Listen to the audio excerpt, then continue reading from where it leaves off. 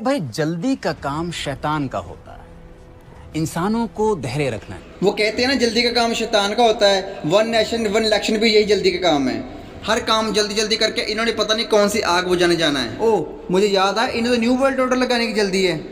One earth, one family, one future, one sun, one world, one grid, one earth, one health. एक नया world order नजर आ रहा, जो नया वर्ल्ड ऑर्डर तैयार होगा। वन नेशन वन इलेक्शन क्या है? अगर एक ही लफ्ज में आपको बताऊं तो इसका मतलब है लोकसभा और स्टेट असेंबली दोनों के इलेक्शन एक दिन रखे जाएं ताकि फैसला करने में टाइम ना लगे और इलेक्शन पर ज्यादा खर्चा भी ना हो। साल 2019 में सिर्फ लोकसभा के इलेक्शन पर खर्चा 60,000 करोड़ आया था। अब क्या ये इंडिया के लिए अच्छा है या बुरा, अभी आपको थोड़ी देर में पता चल जाएगा। India will inter A 3 country club. India से पहले 3 ऐसी कंट्रीज हैं जो ऑलरेडी ये प्रैक्टिस कर रही हैं, लेकिन आपने इस बात को याद रखना है कि वो 3 कंट्रीज इंडिया जैसी कंट्रीज नहीं है। अभी मैं आपको दिखाता हूँ जी वो कौन कौन सी कंट्रीज हैं। सबसे पहले नंबर पर आती है जी बेल्जियम, फिर दूसरे नंबर पर आती है स्वीडन, फिर साउथ अफ्रीका। ये वो 3 देश है जो साइमल्टेनियसली एक बार में इलेक्शन करवाते आए हैं। आपके सामने है बेल्जियम और स्वीडन और अफ्रीका। इतनी बड़ी कंट्रीज नहीं है जिस तरह से इंडिया है। इंडिया की आबादी 100 करोड़ से ऊपर है और कितनी ज्यादा स्टेट्स भी हैं, तो इंडिया के लिए एक ही दिन में सारे इलेक्शन करवाना पॉसिबल नहीं है। देखा जाए तो साउथ अफ्रीका साइज में बड़ा है लेकिन आबादी में बहुत कम है, स्टेट्स भी कम है, तो इनके लिए कोई मसला नहीं है एक दिन में सारे इलेक्शन करवाना। लेकिन इंडिया के लिए ऐसा करना मुश्किल है। लेकिन ये क्यों करना चाहते हैं वन नेशन वन इलेक्शन? आप नोट करें, मोदी जो की एक चीज बार बार दोहरा रहा है, new world order, new world order. New world order में पूरी दुनिया का एक ही बादशाह होगा, एक ही करेंसी होगी और एक ही जुबान होगी, पूरी दुनिया का एक ही लीडर होगा। आप उसको कुछ भी नाम दे सकते हैं, पीएम, राजा, किंग। उसके नीचे जितने भी कौमें होंगी, जितने भी उसके नीचे मुल्क होंगे, वो सारे अपनी पावर, अपनी अथॉरिटी एंटी क्राइस्ट को दे देंगे। यहाँ पर जानबूझकर वन वन वन बोलकर लोगों की माइंड प्रोग्रामिंग की जा रही है वन वर्ल्ड ऑर्डर के लिए, जो नियर फ्यूचर में इन्होंने लगाना है। अब इंडिया के अंदर मोदी की जितनी भी ऑपोजिशन पार्टी है, उनका कहना है कि ये एंटी डेमोक्रेटिक एजेंडा है। इनकी इस बात से मैं एग्री करता हूँ, क्योंकि जो इसके साइड इफेक्ट आएंगे वो मैं आपको दिखाना चाहता हूँ। आप देखें जरा इससे होगा क्या। Ahead of 2024 polls, EC begin first level check of EVM in India report. EVM electronic voting machine, यानी कि ये सारा कुछ पॉसिबल है जब लोगों की इलेक्ट्रॉनिकली या मोबाइल फोन से वोटिंग ली जाएगी। ऐसी इलेक्ट्रिकली मशीनें बनाई जाएगी जैसे अमेरिका के अंदर ऑलरेडी इस्तेमाल की जा रही हैं। जब जो बाइडेन के लिए वोटिंग करी गई थी, जब इन्होंने जो बाइडेन को प्रेसिडेंट बनाना था, तो आपके सामने इलेक्शन कमीशन चेक कर रही है ईवीएम को। जो 2024 भी इलेक्शन होने हैं उसमें ईवीएम ही इस्तेमाल होनी है। अब बताया ये जा रहा है कि ईवीएम इन्होंने इसलिए इस्तेमाल करनी है ताकि खर्चा बचाया जा सके। क्या सच में ये खर्चा बचाना चाह रहे हैं या फिर कोई और एजेंडा है? आप जरा ये क्लिप देखें, फिर इस पर बात करते हैं। In what might be a political candidate's worst nightmare, one man in Mississippi recorded a video of an electronic voting machine malfunctioning.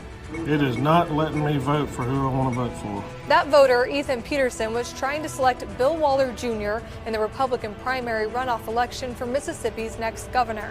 But the machine in Lafayette County repeatedly selected Tate Reeves instead. The Mississippi Secretary of State's office told the Clarion Ledger it sent a technician to work on the malfunctioning machine from the video. Voters in Calhoun County reported 2 other malfunctioning machines at 2 separate precincts.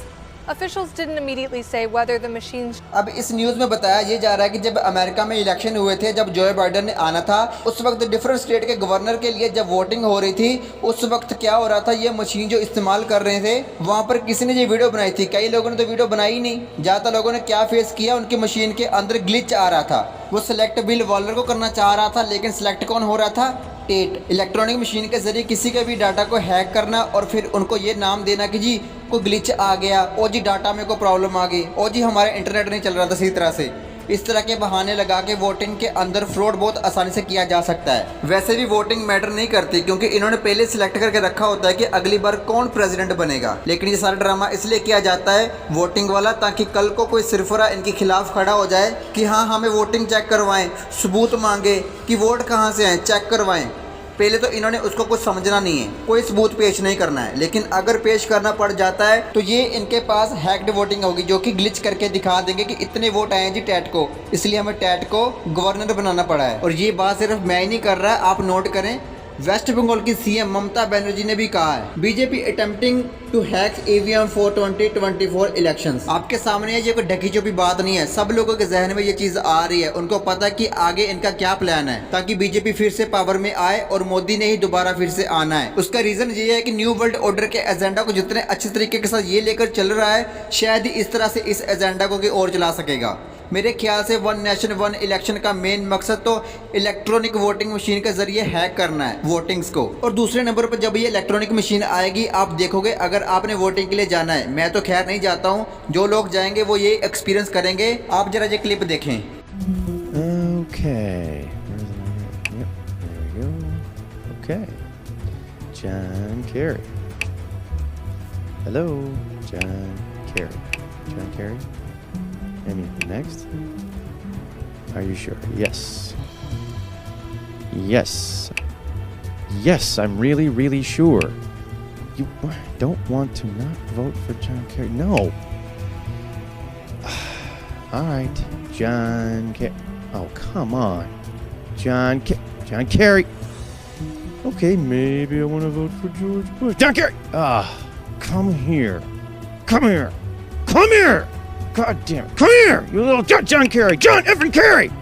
What? No!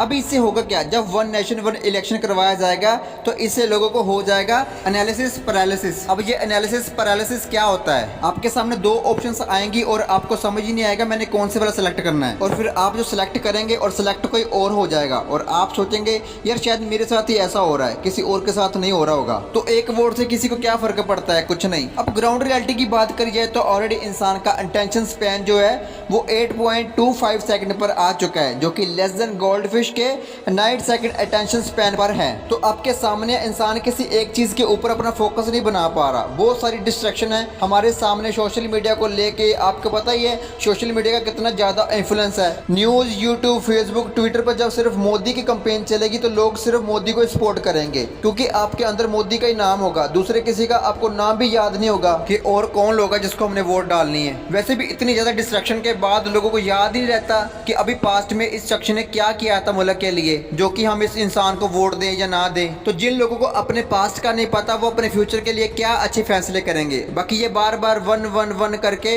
लोगों की one world order के लिए predictive mind programming की जा रही है, जिसमें सारी कौमें मिलकर एक लीडर बनाएंगी। उस वक्त कहेंगे कि भाई हमारी एक ही तो दुनिया है, तो फिर हमारा लीडर भी तो एक ही होना चाहिए, एक ही लॉ होना चाहिए पूरी दुनिया का। ये क्या, ये कंट्री में ये चीज अच्छी है और दूसरी में नहीं, एक कंट्री में करप्शन है और दूसरी में सारा कुछ सही है, तो सब कुछ इक्वली होना चाहिए। इक्वलिटी के नाम पर ये एंटी क्राइस्ट को सामने लेकर आएंगे और ये लोग उसकी स्टेज तैयार कर रहे हैं न्यू वर्ल्ड ऑर्डर लगाने के लिए। तो इनको बस इसी बात की जल्दी है जो एक ही बार में दोनों इलेक्शन करवाने का प्लान है। तो आपको पता है जल्दी का काम शैतान का है। तो मैं आपको इस वीडियो के जरिए बताना चाहता हूं कि हम यीशु मसीह की दूसरी आमद के बहुत करीब आ चुके हैं, जब यीशु मसीह अपने लोगों को लेने के लिए आएंगे और फिर एंटी क्राइस्ट के राज्य का नाश करेंगे। आपको पता है धरती पर एंटी क्राइस्ट को काम करने के लिए सिर्फ 7 साल दिए गए हैं। और जो लोग यीशु मसीह को नहीं जानते मैं उनको कहना चाहता हूँ कि प्लीज अपने ऊपर तरस खाएं और यीशु मसीह को जाने, वो आपका खुदाबंद और निजात देने वाला है। बाकी मिलते हैं अगली वीडियो में। वीडियो को लाइक करें, शेयर करें, कमेंट करें।